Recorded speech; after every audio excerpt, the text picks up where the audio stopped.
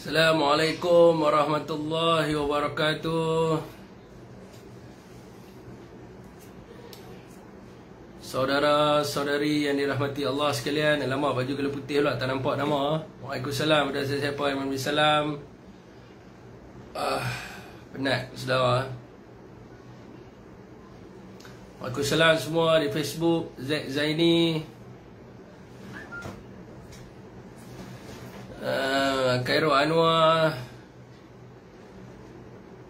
Mahathir Sibi, Khalid, Waalaikumsalam, Syazrin, Saiful Sa'id, Fazrin Aiman, Zaini ya, Mu'azlan, sihat, alhamdulillah. Janah Guntur, Zuraidi Mus, Syah Firdaus, Pak Tanwi, Hairi Bentait. Saya bersiaran secara live di Facebook saya, Muhammad Syafiq Abdul Halim page official, dan juga di TikTok saya, Muhammad Syafiq Abdul Halim official, dan insyaAllah esok di YouTube saya, Muhammad Syafiq Abdul Halim official lah.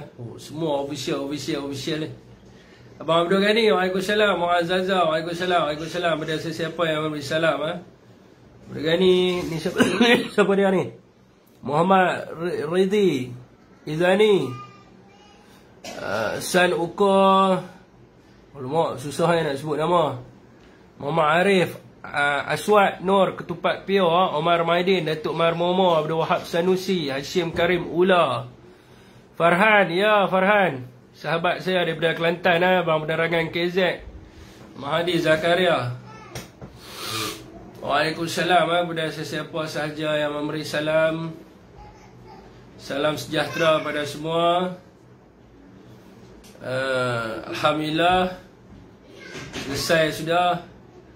Saya live tak lama tuan, saja nak tunjuk muka ya, sebab ramai ada WhatsApp banyak sangat. Nak balas satu-satu tak boleh. Bila tak boleh nak balas satu-satu tu, cara dia lah dengan buat live lah. Ya, Tuan KZ dia letak jawatan lah. Tapi saya tak mau komen apa-apa. Saya tak boleh komen apa-apa tentang beliau ataupun apa-apa sajalah. Saya tak boleh komen, yang tunjuk muka sajalah. Kepada semua abang-abang saya sihat, walafiat dan sebagainya. Saya pun dah buat permohonan maaf tuan-tuan kepada Tan Sri Azam Baki, dan juga kepada semua pegawai SPRM dan seluruh Malaysia lah. Tapi alhamdulillah tuan-tuan, walaupun orang kata apa video yang dipotong tu nak anaya saya, tapi kita faham biasalah tuan-tuan. Saya tak mau jawab apa-apa. Jumpa di PAT Muhammad Daniel. Siapa dia Muhammad Daniel? Apa benda? Part tu boleh tambah part. Part tu boleh part. Fi Umi, Waalaikumsalam semua. Pada sesiapa yang memberi salam Warashdan Wantih, Waalaikumsalam. Banyet, Waalaikumsalam. Abang Abdul Razak, Waalaikumsalam. Tu tengok ada duk provoke dia. Saya ni moderator kepada moderator, siapa yang part tu pada part, saya tak tahu nak tahu apa part tu nak jumpa di part tu saya tak tahu pada part. Moderator yang provoke tulis blog saja. Dan ni kali ni mute tak ada unblock lah, block tulis And sebab apa, semenjak saya ni kehidupan telah berubah saya ingat ya. Kita dulu duk main media sosial ni, kita ingat tak ada lah siapa akhbar ke apa nak follow kita apa semua kan. Tapi selepas masuk Menteri Besar pun semua ni, mantan Perdana Menteri pun masuk dalam live ni, habis semua. Semua tengok live, pening kepala saya. Lepas tu yang nak potong-potong video tu, macam saya cakap lah sebelum ni sebab saya ada video yang saya buat di YouTube dan juga di Facebook saya, yang ada authority untuk potong video saya tu, yang saya sebut tu lah, yang ada authority. Yang pihak lain tak ada authority tu, tak payahlah potong video saya, nanya kat saya. Saya dah beritahu dah, video saya kat Facebook saya beritahu dah. Jadi potong-memotong video ni akan jadi masalah besar pada saya macam hari ni lah kan. Masalah yang cukup dahsyat dan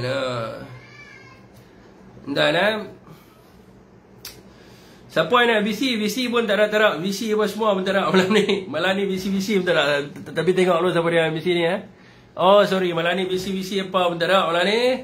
Semua ni kapla jingga mah, kacau kepala semua. Musuh, sebab kita lah ni berhadapan musuh politik yang suka nak bagi kita duduk dalam. Bukan dia nak lawan hujah kita, dia nak bagi kita duduk dalam. Tu masalah dia tu. Tapi tak apa hantar apa-apa pun. Macam saya cakap lah hantar kita banyak-banyak lah berdoa pada Allah Subhanahu Wa Taala, harap siasatan ni tak ada lah teruk dah. Siapa ada dapat buku tadi tuan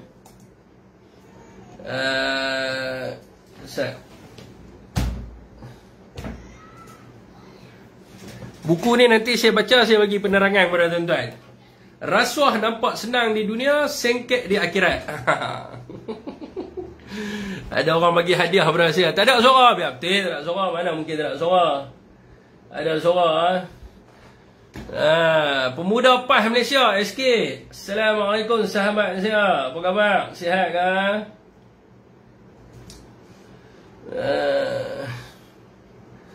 Depa pun nak telur. Rindu ke Hafiz? Rindu pun dahsyat ke? Apa selalu depa guna ayat apa? Mehnah dan tribulasi. Sahabat saya ada seorang lah ni live tak boleh sebut nama siapa-siapa. Sahabat saya ada seorang, saya dengar dia ceramah. Dia kata mehnah dan tribulasi ini adalah perkara yang biasa dalam perjuangan. Jadi saya sedang menghadapi mehnah dan tribulasi ini lah.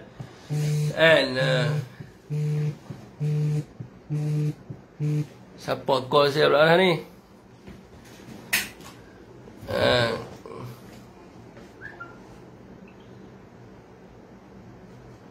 Waalaikumsalam kepada sesiapa yang memberi salam.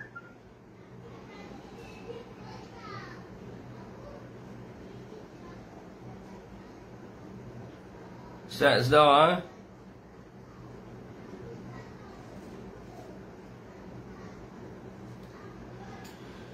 Ya, mereka salam kat saya. Tak apa, insyaAllah. Part tu persidangan agung. Oh, patut pun. Saya ingat ke apa benda ni, persidangan agung. Tak apa, duk bayar free sana. Persidangan agung, ya. Persidangan agung, okey lah kan. Tak ada masalah apa lah. Boleh jumpa, insyaAllah boleh jumpa. Tak ada masalah apa.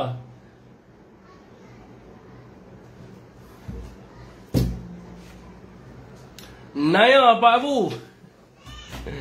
Naya Pak Abu Syafiq, saya nak jadi moderator. Saya semalam tu saya dah bawa satu topik. Saya dah buat note dah untuk saya cerita pada saudara semalam lah. Tapi macam mana lah kan, itulah orang kata. Saya mungkin malam ni saya boleh bawa topik tu lah tuan-tuan.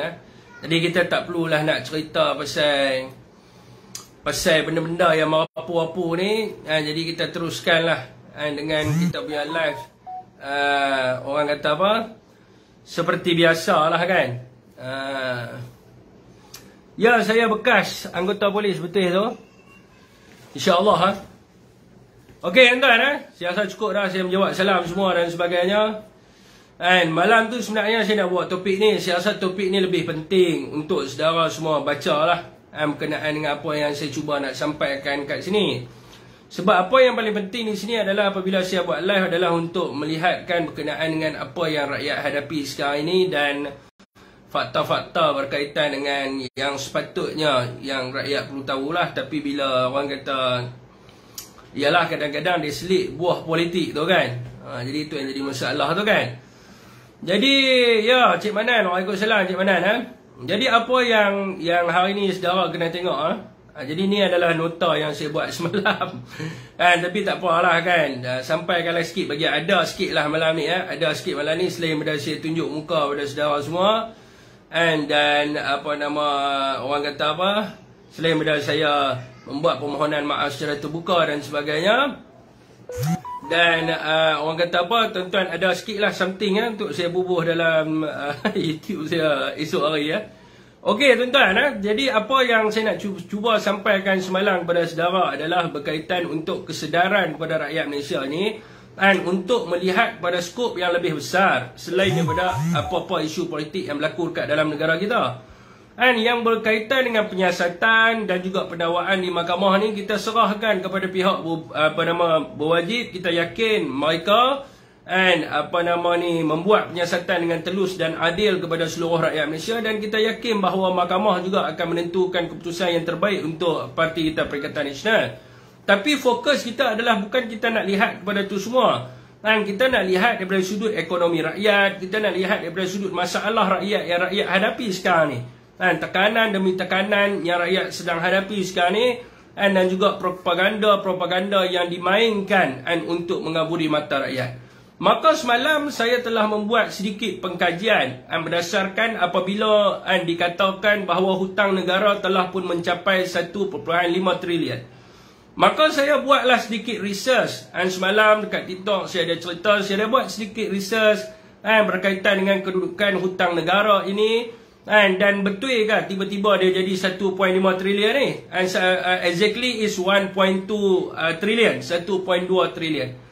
Dan jadi seperti biasalah saudara semua, propaganda, fitnah dan juga hasutan ini tidak akan dapat berpisah dengan parti yang bernama Pakatan Harapan, kerana mereka hanya boleh hidup dan juga boleh meraih undi hanya dengan penipuan, hanya dengan propaganda, bukan dengan mewujudkan satu tadbir urus yang baik.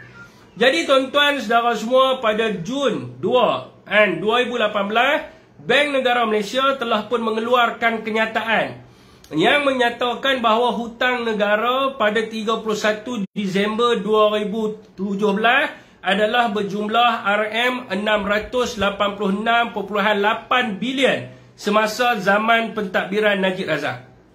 Last penggal lah, masa dia last penggal.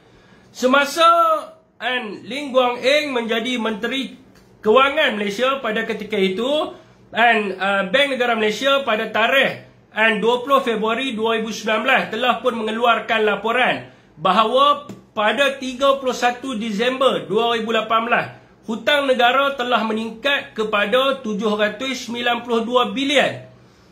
Dan pada 22 November tahun 2020 melalui kenyataan daripada Bank Negara Malaysia mengatakan bahawa hutang negara, sewaktu itu Lee Guang Eng juga menjadi Menteri MOF, sudah mencecah kepada 874.3 bilion pada akhir 31 Disember 2019.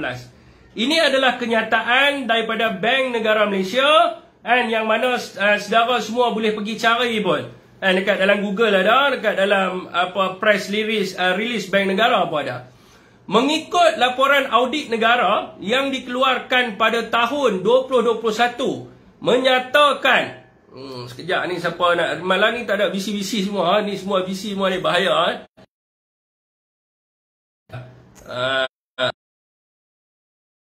Share luar tak banyak ni, semua duduk kat TikTok. Yang mana biasa dekat TikTok boleh pergi kat FB.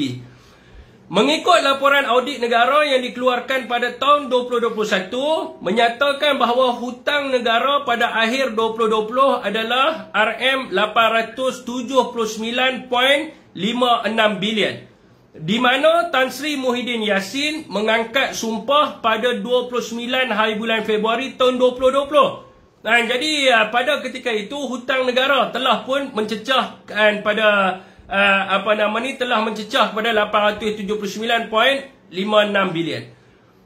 Pada 31 Disember 2021 mengikut kepada laporan daripada Ketua Audit Negara, hutang negara telah mencecah kepada 979.814 bilion, di mana Tan Sri Muhyiddin Yassin telah pun meletakkan jawatannya pada 16 hari bulan Ogos tahun 2021. Dan juga pada yang tuan-tuan tengok ni adalah laporan akhir pada 31 Disember tahun 2022, yang mana hutang negara telah mencecah pada angka 1.2 trilion. Jadi tuan-tuan, apabila mereka mengatakan bahawa hutang negara dibuat oleh Tan Sri Muhyiddin Yassin sehingga mencecah 1.2 trilion, secara faktanya adalah salah. Berdasarkan laporan dan data yang kita perolehi daripada Bank Negara dan juga lembaga dan juga audit negara, kita dapat lihat bahawa Dan semasa Lim Guang Eng menjadi Menteri Kewangan pada waktu itu, dan kalau kita lihat hutang negara meningkat sebanyak 187.5 bilion. Dan pada waktu itu saya tak tahulah apa bantuan yang rakyat dapat. Ada orang kata dapat RM30. Takkanlah kadang RM30 tu naik sampai 187 bilion.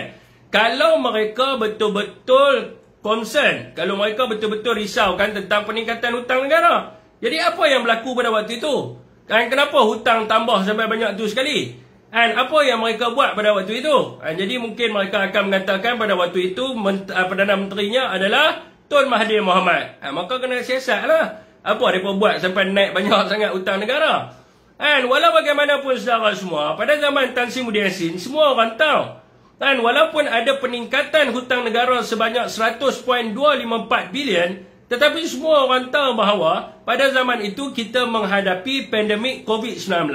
Dan semua orang menerima manfaat daripada 7 pakej rancangan ekonomi yang diperkenalkan pada zaman Tan Sri Muda Yassin. Tuan-tuan saudara semua bayangkan saudara, 7 pakej rancangan ekonomi dan kita ada pandemik dan sebagainya, peningkatan hutang negara baru 100 bilion saja. Jadi bagaimana dengan tidak adanya COVID dan tidak adanya pakej rancangan ekonomi, boleh sampai 187 belanja apa ni? Dan ini yang kita nak lihat, dan inilah yang kita, alamak Tuan Gero, sabar lo Tuan Gero, satgi ni lah, satgi saya bagi sat, saya nak habiskan ni lo. Tiba-tiba dia nak main BC pula lah. Sabar sat, Tuan Gero, satgi saya call lah. Jadi macam mana boleh tambah sebanyak tu? Kalau mereka begitu concern tentang hutang negara, sepatutnya mereka kena tanya Lim Guang Eng, dan mereka juga kena tanya kepada Perdana Menteri pada waktu itu, apakah yang mereka gunakan, apakah yang mereka belanjakan sehingga menambahkan hutang negara naik hampir-hampir 200 bilion. Okey tuan-tuan, jadi tuan-tuan, kalau kita tengok, ini adalah laporan yang dikeluarkan oleh Kementerian Perdagangan Antarabangsa dan Industri. Ini keluar dalam The Age. Kemarin lah sepatutnya saya sebut kemarin. Ekonomi bertambah baik semasa zaman kita. Dan apa yang Anwar umumkan dalam orang kata dalam akhbar dan sebagainya, termasuklah Zafrul umumkan adalah prestasi ekonomi yang terdahulu, bukan sekarang. Jadi laporan Kementerian Perdagangan Antarabangsa dan Industri Malaysia melaporkan bahawa ekonomi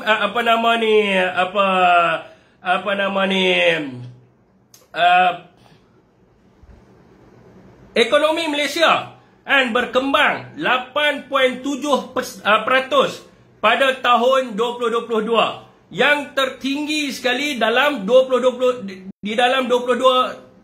tahun. Jadi perkembangan ekonomi ini adalah kerana pada waktu itu Datuk Seri Ismail Sabri yang menjadi Perdana Menteri. Anwar cuma jadi Perdana Menteri sebulan. Takkanlah Anwar jadi Perdana Menteri sebulan ekonomi berkembang 8.7%. Yang dikatakan oleh mereka, kata Anwar jadi Perdana Menteri je ekonomi berkembang 8.7%. Ini semua benda yang mengarut. Jadi ini adalah prestasi ekonomi pada akhir tahun tersebut, yang mana prestasi itu adalah kerana atas usaha daripada Datuk Seri Ismail Sabri. Jumlah perdagangan pada tahun 2022 melepasi 2 trilion. Dan ekspor meningkat kepada 25% kepada 1.6 trilion.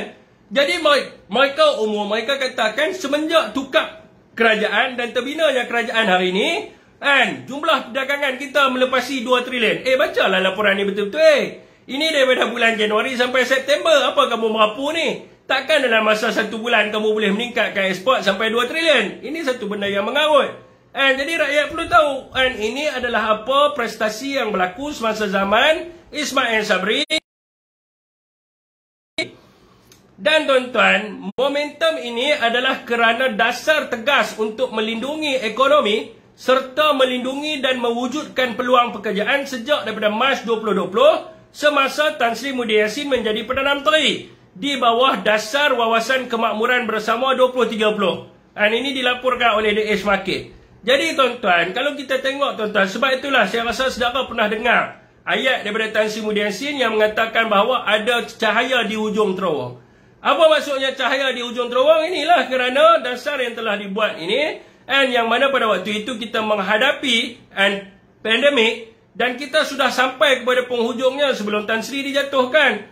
Dan Tan Sri dah dapat baca bahawa ekonomi kita akan meningkat pada waktu itu. Tapi ini ditunjukkan laporan prestasinya. Yang tuan-tuan boleh tengok baru kemarin dulu keluar. Selepas Anwar menjadi Perdana Menteri, perdagangan ekspor, import dan lebihan perdagangan mengucuk.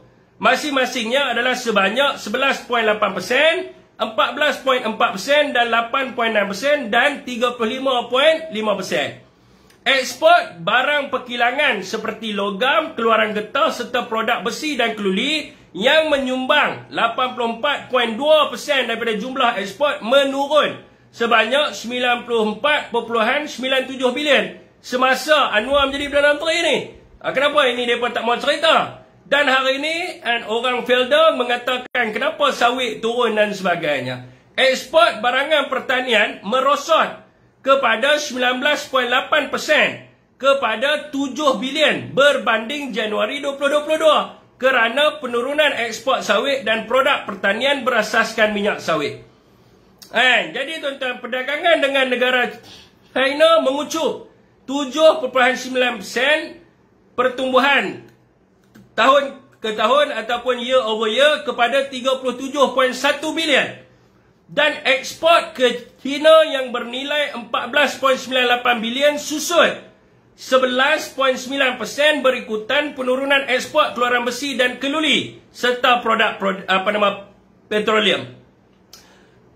Kalau kita bandingkan dengan bulan Disember tahun lepas, tuan-tuan boleh tengok ekspor kita perdagangan ekspor dan import kita berkurangan kepada 11.7%, 16.6% dan 8.1% pada Januari tahun 2023. Penurunan ekspor ini akan menyebabkan industri berkaitan akan mengalami kerugian ketara. Hal ini akan menyebabkan ramai pemain industri yang akan gulung tikar dan akhirnya merosakkan industri atau FDI yang keluar daripada Malaysia. Ini yang sepatutnya dijelaskan oleh kerajaan hari ini. Bukan mereka nak main propaganda, kes mahkamah, kluster mahkamah lah, Syafiq Halim, fitnah Azam Baki dan sebagainya. Sepatutnya sebetul-betul kerajaan hari ini, mereka kena terangkan keadaan ini dan kenapa benda ini berlaku. Mereka kena terangkan kenapa ekspor sawit kita berkurang kepada 19.8% pada tahun 2023 yang mana memberi kesan yang besar kepada peneroka dan sebagainya. Harga sawit pada zaman Tan Sri Muhyiddin Yassin adalah puratanya adalah RM5,000 per tan pada Disember tahun 2021. Kemudiannya pada zaman Ismail Sabri turun kepada RM4,000 per tan pada akhir Disember 2022. Dan sekarang ini pada Februari, sekarang ni lah pada bulan Februari kalau saudara pergi cek, harga dia purata dia turun lagi kepada RM3,900 per tan. Jadi inilah yang wakil kerajaan kena jawab. Kenapa sawit kita harga turun? Sebab orang tak mau beli sawit kita. Dan sebab apa orang tak mau beli sawit kita? Menteri pilihlah cari negara mana yang nak beli sawit. Macam dulu, mungkinlah pada zaman Tan Sri dulu kita menghadapi dengan orang yang boikot produk sawit dan sebagainya. Ada negara yang boikot dan sebagainya. Itu sebab kita bawa pergi jual dekat negara-negara seperti Afrika dan sebagainya. Macam sekarang ni, bila susut dia punya ekspor dia, apakah langkah yang diambil oleh kerajaan? Ini yang mereka kena jelaskan kepada rakyat. Sebab pendapatan peneroka semakin berkurangan. Begitu jugalah dengan getah, tuan-tuan. Getah kita, kalau kita tengok ekspor kita, getah kita berkurang. Jadi sebab itulah tuan-tuan tengok hari ini, harga getah jatuh merudum. Dan juga penoreh getah sangat tertekan hari ini. Isu-isu banyak ni, isu penoreh ni banyak ke belakang. Orang tak sambut isu penoreh ni. Tapi sebenarnya tuan-tuan, saya pernah buat lawatan ke beberapa ladang getah lah. Banyak yang ladang getah ni ditinggalkan toreh. Orang tak toreh pun getah. Bila kita tanya kepada penoreh ni, peneroka ni, kita tanya sebab apa dia tidak mau menoreh getah, dia bagi tahu, dia kata income yang dia dapat daripada dia menoreh getah ni sangatlah rendah, dia kata.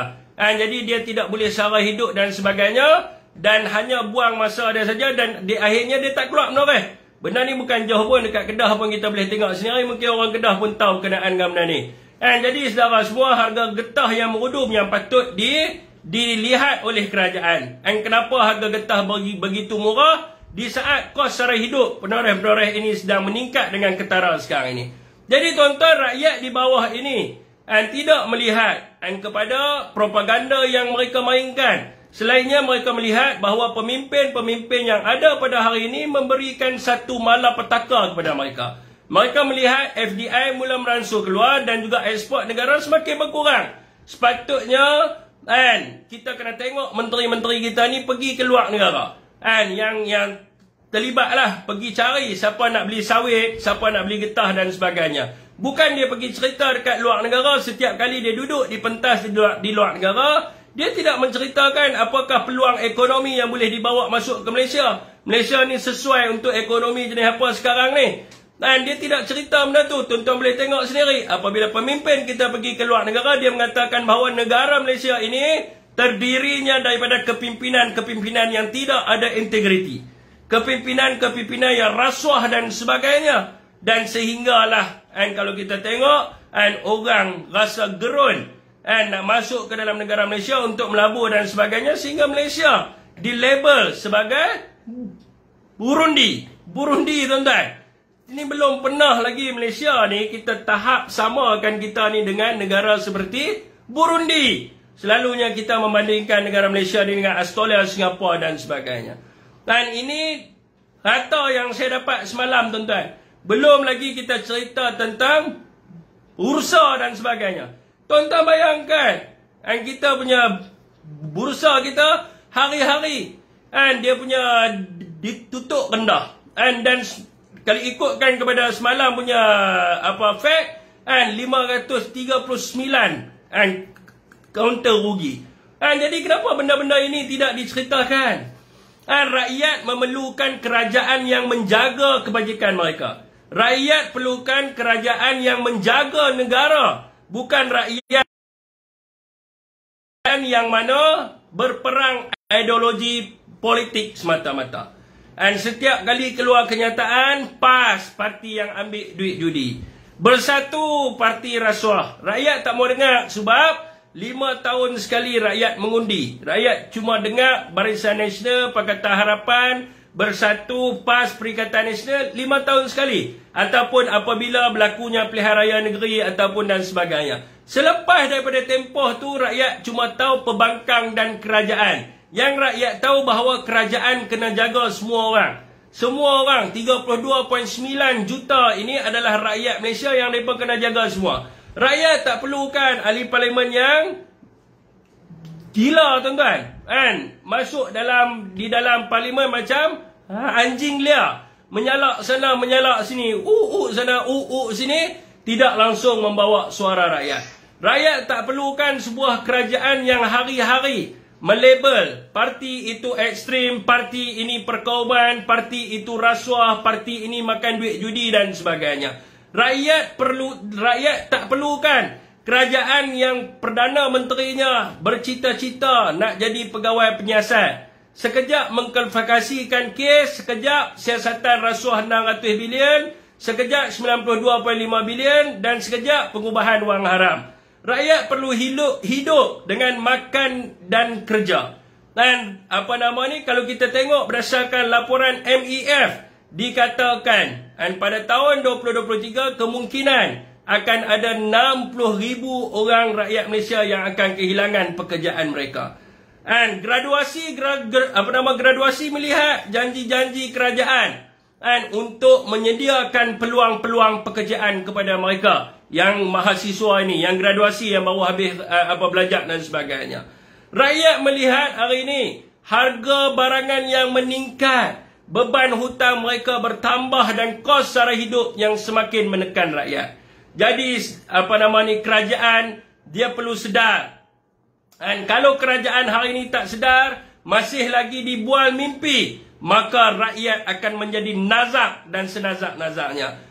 Dan tidak lagi akan mampu bernyawa. Jadi kerajaan hari ini sepatutnya menghentikan sikap berpolitik 24 jam. Mereka kena mencari jalan penyelesaian ke atas masalah rakyat. Tidak ada seorang pun hari ini kalau kita tengok saudara semua daripada kalangan ahli parlimen kerajaan ataupun menteri kerajaan yang memikirkan soal rakyat ataupun masalah apa yang rakyat sedang hadapi sekarang ni.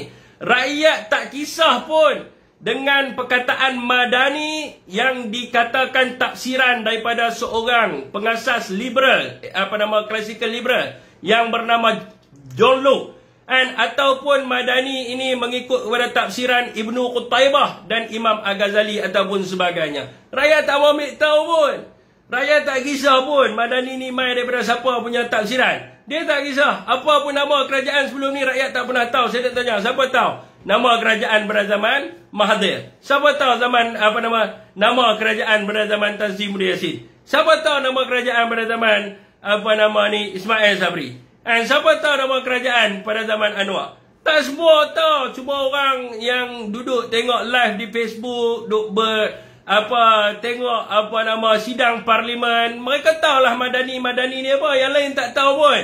Jadi rakyat duk fikir mereka susah nak makan tak boleh ya. Dia tak kira John Locke kan, Ibnu Qutaibah kan, Imam Ghazali kan, dia tak kisah. Yang dia penting nama apa pun kerajaan hari ini, rakyat jangan susah. Jadi tuan-tuan, kalau kerajaan hari ini namanya indah tapi pemimpinnya macam haram jadah, tetap juga akan membawa kecelakaan kepada rakyat. Dulu tuan-tuan, Pakatan Harapan 22 bulan menggunakan nama kerajaan Rahmatan lil Alamin. Siapa tak pernah dengar? Menteri Agama kata ini Rahmatan lil Alamin, Rahmatan lil Alamin. Tetapi tidak membawa rahmat juga. Siapa kata kerajaan 22 bulan tu bawa rahmat? Hanya orang gila je yang mengatakan bahawa dengan terma Rahmatan lil Alamin yang diutarakan pada kerajaan pada waktu itu membawa rahmat. Sedangkan banyak rakyat di Malaysia yang mengatakan bahawa 22 bulan Pakatan Harapan mentadbir negara tidak membawa rahmat, tetapi satu kecelakaan dan malapetaka kepada rakyat. Jadi sama jugalah hari ini. Nama kerajaan yang Madani, tetapi hanya sekadar istilah. Dia tidak juga membawa kepada Madani yang sebenar, di mana rakyat semakin tertekan dan ditindas di bawah permaidani. Bukan lagi Madani. Yang hanya dikatakan Madani ini adalah Mami, Dedi dan Nurul Izzah. Yang lain rakyat semua jahanam dan sesara. Keluarga Anwar saja yang mendapat manfaat. Rakan-rakan Anwar saja yang mendapat manfaat daripada kerajaan Madani. Kalau menang lagi satu parlimen, maka ada 3 parlimen dalam rumah Anwar Ibrahim. Bandar Tun Razak, Pematang Pauh dengan Ambon. Nasib baiklah Pematang Pauh tu liuk. Kalau tak liuk, habis. Dalam parlimen 3 orang keluarga Anwar dalam parlimen. Yang dapat manfaat adalah mereka dilantiknya anak ke dalam jawatan tertentu, sekretariat jawatan kuasa penasihat dan sebagainya. Rakyat tidak mendapat manfaat daripada Madani tersebut. Yang paling cilaka yang rakyat sekarang yang rasa sekarang ni adalah apabila menteri-menteri dan kerajaan hari ini sibuk nak main politik. Sampai tuan-tuan tengok hari inilah cerita pasal saya.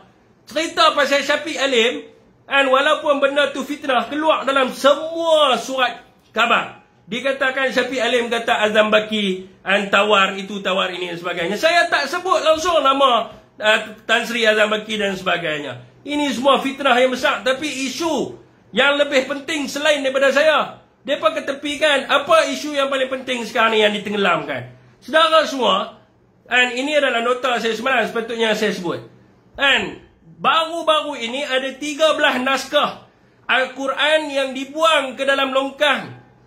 Dan laporan awal daripada PDRM dilaporkan, saya quote balik, dikatakan bahawa disengajakan. Jadi tuan-tuan, kalau satu naskah kita boleh kata dihanyutkan, kita boleh kata dicampak, dibuang dan sebagainya. Tapi kalau 13 naskah Al-Quran, kita nak tanya, ini apa? Adakah ini satu bentuk provokasi? Saya melihat hari ini tuan-tuan, Menteri KDN tak respon. Menteri Agama tak respon. Dan saya memuji Exco Agama Pulau Pinang. Dia mengeluarkan kenyataan mengkritik sekeras-kerasnya pihak yang membuang Al-Quran ke dalam longkang. Kalau tak silap saya tu kenyataannya. Jadi tuan-tuan, isu yang berkaitan dengan Al-Quran ini dibelakangkan. Tak ada siapa pun ambil tahu. Hari ini semua gambar saya penuh. Keluar Isro Awani dan sebagainya. Tapi siapa yang ambil tahu tentang isu Al-Quran? Sedangkan Al-Quran lebih penting daripada Syafiq Alim. Kan, Syafiq Alim ni tak payah keluar berita tak apa, masuk prom simpan terus je. Orang tak mau tengok muka dia, orang tak mau ambil tahu benda dia. Tapi pasal Al-Quran, ini lebih penting. Tetapi tidak ada seorang pun yang mengeluarkan kenyataan. Tak kira lah daripada pihak kerajaan ataupun pihak mana pun, sepatutnya kita merasakan sensitif apabila isu berkaitan dengan Al-Quran ini dibuang ke dalam longkang dan sebagainya. Tuan-tuan, ni kenyataan dia lah. Mufti Pulau Pinang, Datuk Seri Wan Saleh Wan Noh. Dia adalah orang pertama yang mengkritik siapa yang melakukan perkara ini. Jadi kita nak tanya, mana wakil kerajaan Madani yang dikatakan Madani Ibnu Qutaibah dan juga Madani Imam Al-Ghazali? Tapi sikap kamu ini tidak mencerminkan peribadi Islam. Apabila kamu langsung tidak terasa dan apabila orang mencampakkan Quran kat dalam longkang. Tapi pasal Syafiq Alim penuh kat Twitter. Tuan-tuan, Al-Quran ini ibarat nyawa kita, pedoman kita. Apabila Al-Quran dibakar di Sweden, kita merasakan seolah-olah nyawa kita direntak keluar. Ucapan punyalah hebat. Apabila Al-Quran dibakar di Sweden, seolah-olah jantung kita telah dirobek. Kulit kita telah disiak-siak dan sebagainya. Ini bukan berlaku di Sweden, ini berlaku kat dalam Malaysia. Siapa yang tanya? Saya nak tanya, mana ahli parlimen yang persoalkan berkaitan dengan benda ni? Setakat manakah siasatan berkaitan dengan benda ni? Siapakah perilakunya? Kita nak tahu benda ni. Jadi tidak keluar langsung. Sebab apa? Sebab isu politik lebih penting daripada agama. Jadi betul lah orang mengatakan bahawa Madani tafsiran Qutaibah ataupun Imam Al-Ghazali ini tidak seperti Madani tersebut. Tetapi ini seperti permaidani yang dibuat oleh kerajaan sekarang ni. Okey, saudara semua. Ajar nak ambil SPM, tak ada siapa peduli. Tak ada siapa peduli nak ucapkan semoga kejayaan ke apa. Tak ada siapa peduli. Saya kata masalah rakyat tak ada siapa pun peduli. Makanan rakyat tidak ada siapa pun peduli. Ada ataupun tidak ada makanan di atas meja rakyat. Yang mereka tahu adalah siapa yang nak kena tangkap lepas ni. Siapa yang kita nak hentikan mereka punya kebebasan bersuara. Siapa yang kita nak fitnah supaya mereka kena tangkap. Ini mereka pandai lah. Tapi nak jaga rakyat mereka pandai ataupun tak. Saya nak bagi tahu kepada tuan-tuan semua. Kerajaan hari ini jangan menganggap bahawa mereka akan berdiri selama-lamanya. Mereka jangan anggap bahawa kuasa bukan di tangan rakyat. Rakyat akan menghukum mereka dalam PRU16. Tuan-tuan, tak lama tuan-tuan. Hari ni dah nak masuk bulan berapa dah. Kita pejam celek. Kita dah rasa macam pilihan raya ni. Dah habis lama dah ni. Jadi pejam celek 2016 rakyat akan hukum semua parti-parti yang dalam kerajaan hari ni. Jangan risau bab tu tuan-tuan. Kerajaan Madani nampak dia. Abang ada keluarkan kenyataan bab Al-Quran dibuang tu. Abah ada ke keluar berkenaan dengan kenyataan tak kira lah siapa-siapa pun saya kata. Sepatutnya apalah kena tunjuk dulu. Menteri Kementerian Dalam Negeri kena tunjuk dulu. Kemudiannya baru kita kritik. Kenapa sebelah sini tak keluar kenyataan? Kenapa hampa keluar? Ini hampa tak keluar, hampa tanya pula. Sebelah sini siapa tak buat keluar kenyataan? Sedangkan kuasa kat tangan apa? Kalau cerita pasal saya boleh keluar dalam semua paper, awak cerita Quran tak keluar. Okey tuan-tuan.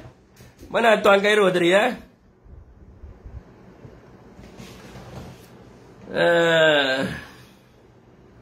betul tu siapa kerajaan sekarang ni? Ya betul Waalaikumsalam Hasnah Abdul Rahman. Ni patut jadi saya isyak kat pejabat SPRM bagus. Lah dah pukul 1 lah. Sekejap lagi habis-habis live baru nak gantuk begitu dah. Kami nak tengok masuk lokal tu tak apalah, doakanlah kan. Kalau nak masuk pun kerana siapa? Masuk kerana ketentuan kun fayakun. Kalau dikatakan masuk, masuklah. Tapi ramai orang doa hampa juga masuk sana. Saya ulang, ke hari-hari cari salah rakyat makan pasir, rakyat hakim negara tolak Madanon. Menu Rahmah apa jadi? Menu Rahmah diam lah. Tak nak sebut dah Menu Rahmah. Saya semalam saya nak cerita pasal Menu Rahmah ni. Saya ada jumpa dengan ada seorang uncle ni. Saya pergi buat gambar tuan-tuan baru ni. Dia bagi tahu kat saya lah, bisnes dia teruk lah apalah. Tak ada orang nak main buat gambar lah apa semua. Lepas tu kami duk sembang lah pasal Rahmah ni. Saya pergi ambil gambar baru ni. Marilah saya pergi ambil gambar untuk buat kad. Dia cakap, baru saya terfikir tau, ada uncle ni, ada seorang uncle ni, baru saya terfikir.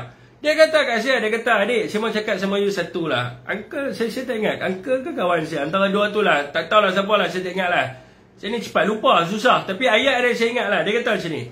Dia kata, adik, you tahu lah, ini Maidin, dia bukan restoran kedai makan tau. Dia supermarket tau.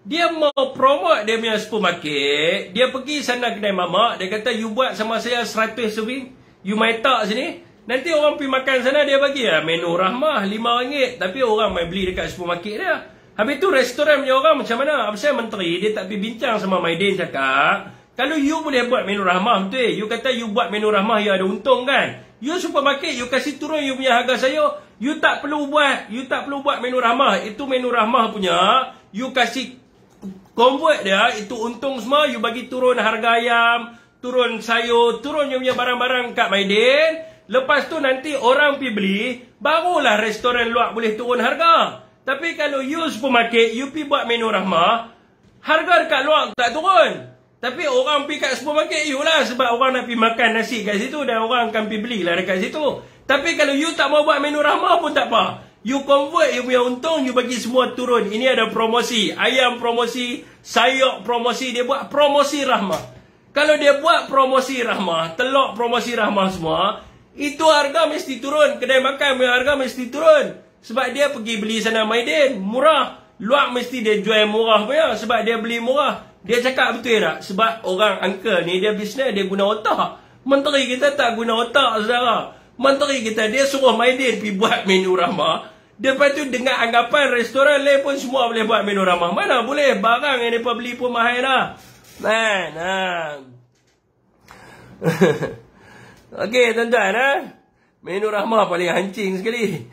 1000% setuju. Dah betul lah. Uncle tu cakap, saya pun tak terfikir macam dia cakap tu, tengok. Walaupun dia uncle, dia kerja kedai gambar, tapi dia lebih cerdik daripada menteri ada hari ni.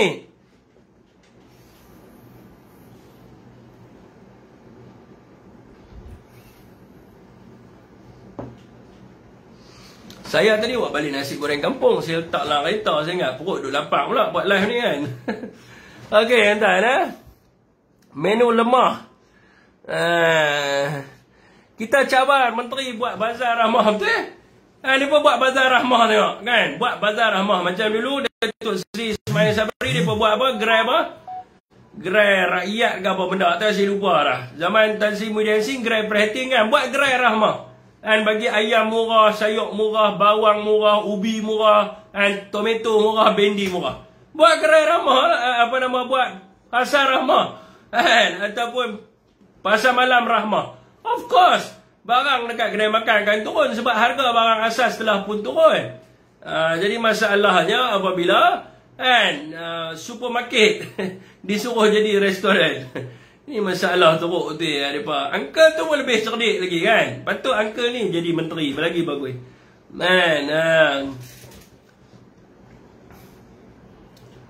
Ni hak provok bukan. Apa pula awak saya yang kena tuduh kan, duk panggil saya ni songklak apa semua. Dia nak respon lah. Dia nak respon lah tuan-tuan. Kalau moderator tak block, aku mesti respon dia kat komen apa. Jadi apa tolong block saya. Lagi kalau respon, dia tak boleh nak fikir. Dia berdaya kot lagi, kena panggil lagi. Lah dia bernampak komen tu apa. Dia duk panggil kat saya penyamun, penjongklap. Awak saya kena dakwa apa? Dia duk panggil kat saya macam-macam sangat ni. Aku tak boleh tu bari. Padam. Siap. Tu. Lagi kalau kita baca, kita komen lagi. Tu yang dia panggil unsur provokasi ni. Ini dia panggil unsur provokasi. Mana moderator tolong buat audio Ustaz. Bukan dia pun koyak. Kalau aku koyak. Ni Melaka Daily pula dah. Siapa dia ni Melaka Daily ni. Malah ni tak payah aku mesti. Kalau Tuan Garo tadi boleh lah kan. Sebab saya kenal lah. Tengah vlog. Apa tak vlog tadi aku kira nak komen lah. Komen lagi mula kan. Tak jawab lagi kan. Tak ada modal lah. Bagi tukang masak jadi menteri macam tu lah. Tu masalah dia. Dia menteri pertahanan. Dia adalah warrior. Hampa pergi letak dia jadi Dewan Makan. Mana dia boleh? Dia kena jadi Menteri Pertahanan, Mak Sabu. Kan? Natasha Romanoff, aku lentik moderator banyak sikit lah. Kita bukan boleh koyak juga kita kadang-kadang pun kan. Koyak lagi mula kita nak komen pelik-pelik kan. Kita nak komen pelik-pelik lagi. Orang duk record kita punya ni. Depa pandai tuan. Depa pancing kita. Lagi kita komen pelik-pelik lagi. Termakan pancing depa record, depa pergi viral. Keluar surat gambar pula Syafiq Alif. Keluar surat gambar pula kan. Nusi tak jamin hang. Sanusi tu tak payah jatuh dah. Suruh main jumpa saya. Sanusi tu hampa buat pilah macam mana pun tak jatuh dah MB Kedah ni. Saya bukan nak cerita apa. Hampa duduk di luar, hampa tak tahu. Hampa pergi tanya orang Kedah. Hampa pergi tanya orang Kedah yang di Sungai Petani tu nasib boleh menang. Saya beritahu, ini saya cakap lah, kalau letak calon yang kena Sungai Petani hari tu, tak ada lah. Loop. Anak Johari Bulat pun tak boleh menang. Sebab dia sendiri, orang tolak dia di Sungai Petani. Orang tolak dia, ada mungkin orang tak tahu kata tu anak dia. Orang tolak dia di Sungai Petani. Saya, kampung saya di Bidung. Orang tak mau dah kan dekat dia ni. Tapi hari tu dah tak ada pilihan. Bila tak ada pilihan, dia pun terpaksa pilih dia tu yang jadi apa nama 14-1 tu. Kalau kata letak apa nama PAS ke satu tahun tu, tak ada dah 15 tu 15. Saya nak bagi tahu kan, hampa duk anti Sanusi ni. Alok start daripada merdeka tu. Saya duduk alok start daripada kemerdekaan negara kita kan.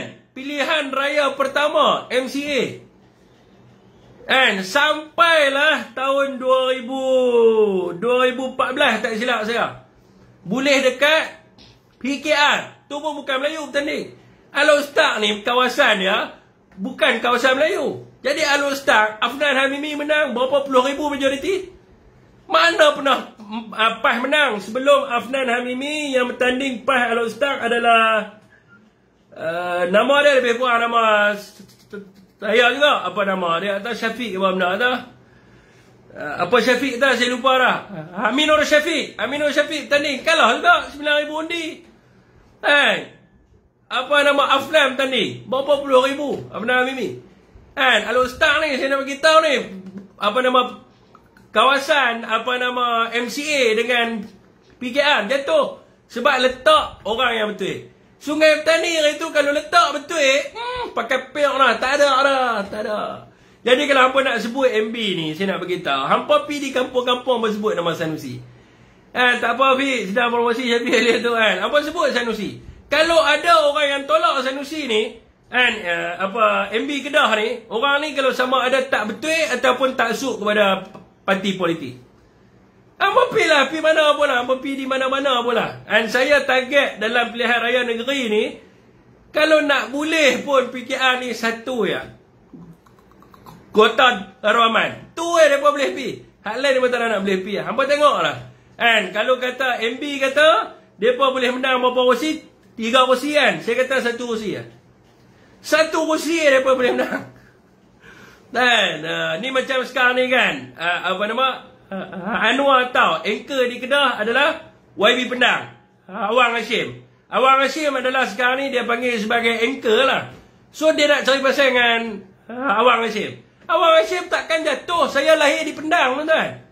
Pendang ni tak ada apa. Boleh Awang Hashim, YB Awang Hashim jadi apa nama MP Pendang. Orang Pendang dapat hospital, balai bomba, IPD baru, Pekan Pendang, hotel berapa biji lah ni. Awak dia nak jatuh lah. Dia tak jatuh memang. Hang tuduh pilah apa pun kat Awang Hashim. Orang Pendang takkan tolak Awang Hashim. Saya beritahu terang-terang, so hampa jangan duk mimpi lah. Hari ni dia duk buruk apa YB Awang kan. Hampa tanya saya lah. Saya lahir di Pendang. Saya kampung saya Pendang Kedah. Mak saya sekolah menengah Pendang sekali dengan Awang Hashim lah. Awak mau ingat senang nak bagi jatuh dia. Anwar nak kata dia pun nak ni apa, Anwar tahulah nak jatuhkan Kedah ni 2 orang kan, Sanusi dengan Awang Hashim.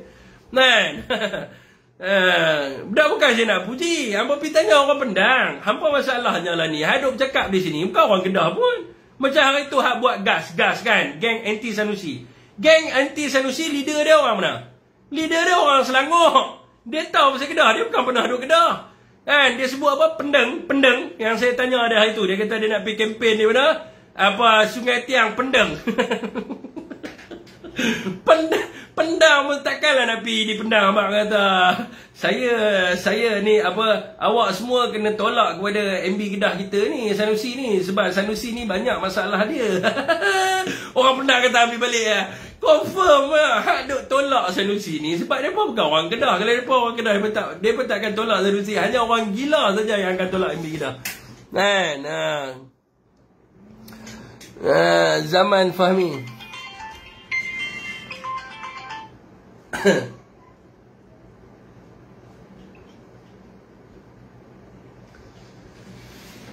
Siapa dia ni? Zaman Fahmi. Nanti Zaman Fahmi ya.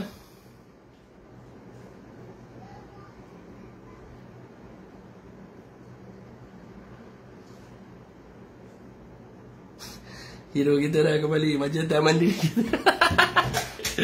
Aduh. Kami anak muda sayang.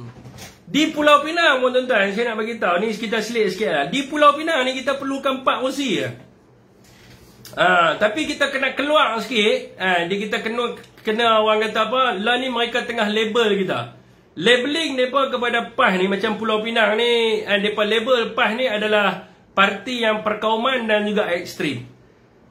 Jadi kalau kita boleh keluarkan speaker yang boleh berbahasa Hokkien dan juga Inggeris, untuk pergi cerita benda yang sebenarnya, 4 kawasan di Pulau Pinang ni pun mereka payah saya ingat. Payah dah. Hari tu balik pulau, hari tu pun nyari-nyari lah tu.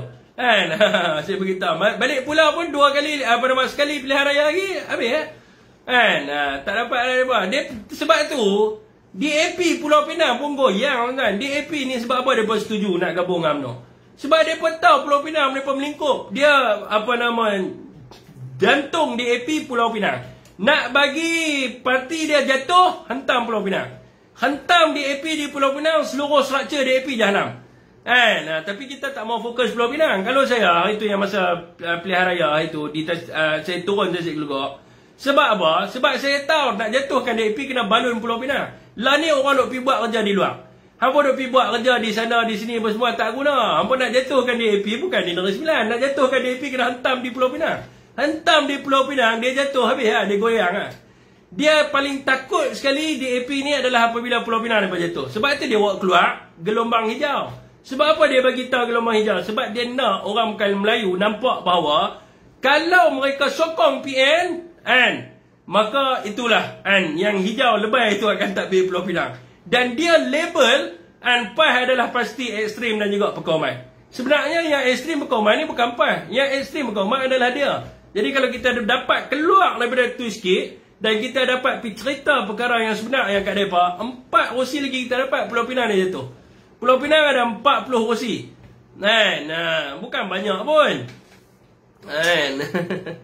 Relax lah okey tuan saya nak jadi moderator. Lama banyak yang moderator. Kena block habis lah. Bagus apa block semua. Yang mana ada jangan mute, jangan apa, block terus. Negeri Sembilan bungkui habis. Saya ulang hari ni kita menang, esok basah kepala. Syok sendiri. Saya bukan nak kata syok sendiri. Tuan-tuan boleh tengok sendiri statistik lah kan. Tuan-tuan boleh tengok sendiri statistik. Kalau kita tetap lah, kalau negeri 6 negeri mereka kalah, kerajaan persekutuan pun jam. Jam, saya beritahu Abang Anwar pun jam lah tuan-tuan. Orang UMNO dia takkan terima. Dia takkan terima DAP dengan PKR. Orang PKR pun takkan terima UMNO. Jadi tuan-tuan bayangkan hari ni mereka dalam konflik. Konflik yang sangat besar. Ini kita cerita politik sikit lah sebab kawan kita tadi sebut politik kan. Saya ikutkan malas saya nak pergi kepada kos sara hidup rakyat. Tapi dia tanya, kita pergi melalut sikit lah. Saya beritahu mereka ada masalah yang sangat besar. Masalah apa tahu? Masalahnya adalah di antara dua-dua parti ni tidak menerima di antara satu sama yang lain. Tuan-tuan ingat rundingan kursi mereka semudah macam mereka bubuh kat dalam surat tabak dah. Tuan-tuan di Pulau Pinang pun bergaduh. Kan? Ada tempat yang ketua bahagian UMNO kata, tak kelapak lah aku nak bagi laluan kat DAP. Siapa nak bagi laluan kat PKR dengan DAP? Aku di sini, ni tempat aku. Dia nak bertanding dia tu. Kan? Ada tempat yang orang PKR dengan DAP tak mau bagi kat UMNO. Dia berkata, kenapa aku kena bagi kat MCA? Kenapa aku kena bagi kat UMNO? Ini tempat kita kuat di sini. Mereka pun bergaduh teruk kan? Tuan-tuan ingat senang mereka nak agih kursi, tak boleh. Pengundi-pengundi mereka lagi lah. Tuan-tuan ingat, dengan di dalam keadaan mereka tak dapat kestabilan berpolitik, mereka boleh menang dalam ni pilihan raya negeri. Mereka nak berlakon di peringkat persekutuan boleh. Ni tuan-tuan tengok. Adun UMNO lompat masuk GPS, Anwar Ibrahim duduk diam. Awak bong tak rasa apa. Bong ni macam kena buhung ini hidup ya. Jadi tuan-tuan, mereka nampak macam sebenarnya ada kestabilan, tapi sebenarnya tak ada. Mereka bergaduh gila-gila. Saya bukan nak cerita ahli nujum kan, tapi saya ada lah dia punya sos-sos saya tu kan. Tengok bila saya kata mereka marah, mereka buh macam-macam. Koyak tu kan. KJ tak ada. Kerajaan menyeberang berbangkang, kenapa Datuk Wan letak jawatan? Nak komen ke? Dia letak jawatan lah. Dia letak jawatan apa lah? Datuk Wan letak jawatan sebagai apa? Dia letak, saya pun tak tahu hari ni, saya tak tahu apa. Saya tak tahu apa yang berlaku pada hari ni. Saya tak tahu apa yang berlaku pada hari ni. Dia letak jawatan apa? Tak tahulah Bik Pila dia letak jawatan apa-apa dah. Oh, dia letak jawatan sebagai ketua penerangan. Oh, tu yang tadi cikgu KZ bagi tahu bos letak jawatan tu. Bagus ya.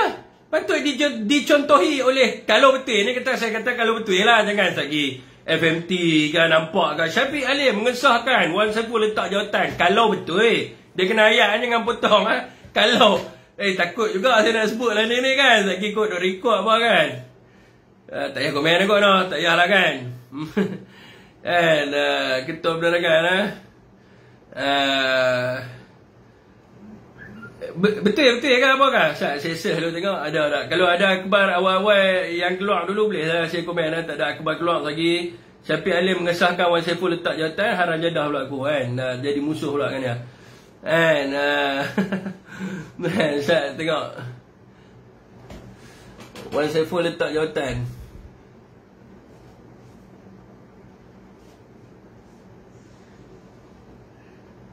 Saya cek dulu lah, kena cek bahaya ni. Saya lagi tak pasal pula kena samai dengan orang tua tu Butare. Muhyiddin sahkan peletakan jawatan Wan Saiful.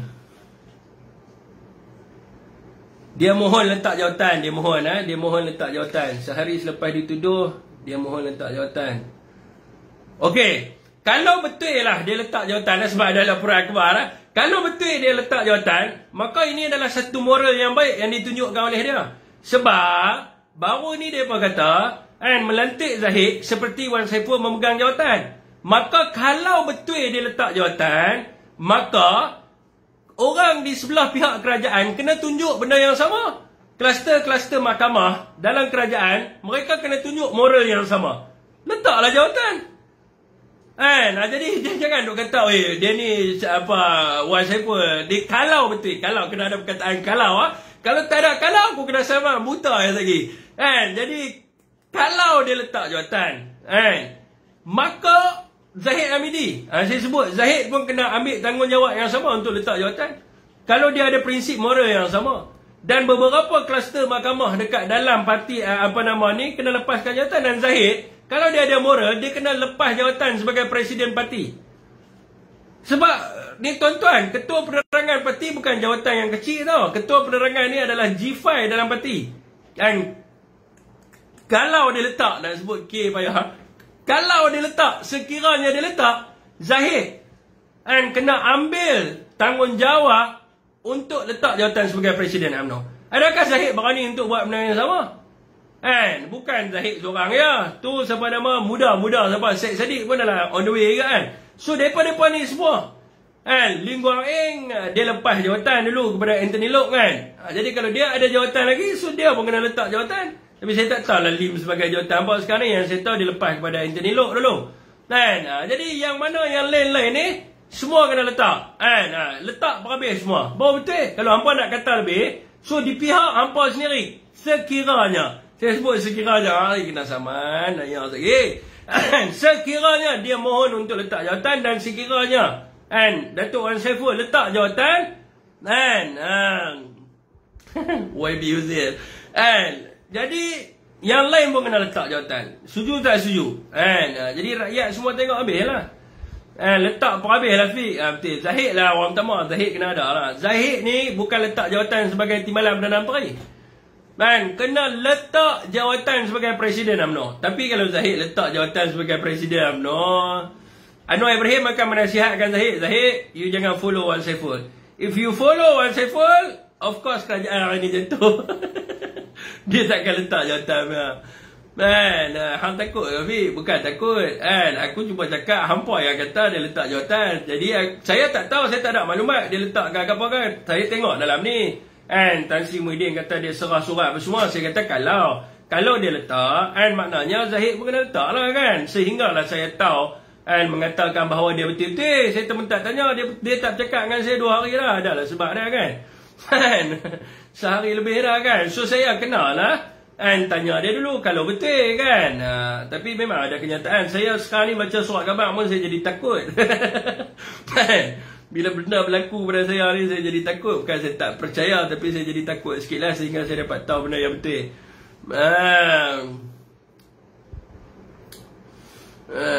Datuk Wan Saiful steady ya. 47 kes. Bila 47 kes pula dah hamba tanya? Tak payah kot tanya soalan black-black. Okey tuan-tuan di FB saya rasa cukup lah. Setujal lebih lah. Wabillahi taufiq. Lagi saya cek. Okey saudara semua di Facebook, terima kasih kerana yang tolong share dan tolonglah follow saya di Facebook. Wabillahi taufiq wa hidayah. Assalamualaikum warahmatullahi wabarakatuh. Assalamualaikum semua. Terima kasih kerana share.